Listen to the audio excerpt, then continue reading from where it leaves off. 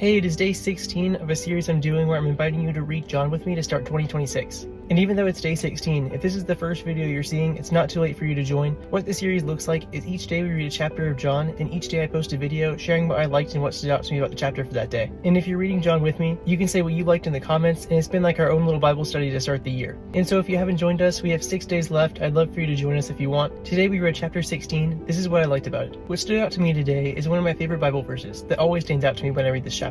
John 16:33 that says, "I have told you these things so that in me you may have peace. In this world you will have trouble, but take heart, I have overcome the world." And when reading this verse, God helped me to see it like this. The struggle isn't over, but it is overcome.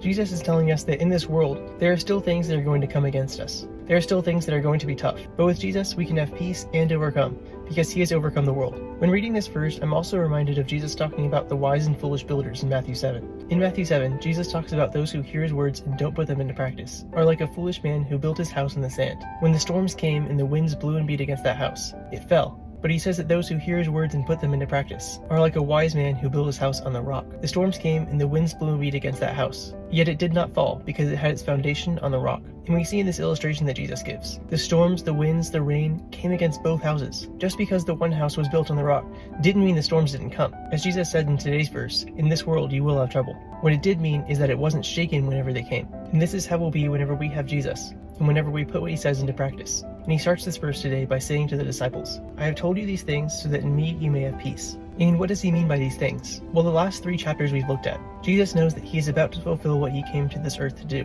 which was to die for us. And so he's leaving his disciples with all kinds of teaching and encouragement, things that they can remember and follow and put into practice and have peace. He tells them to love him, to keep his commands, to remain in him, to love each other, and he promises the Holy Spirit, who will continue to come and teach them of all these things. So we can be encouraged that whenever we have Jesus in our life, whenever we're following his teaching and putting what he says into practice, we will have peace. And while even in this world we may have trouble at times, he has overcome the world, and he's given us everything we need to overcome it too. So this is what I liked and what stood out to me about chapter 16 today.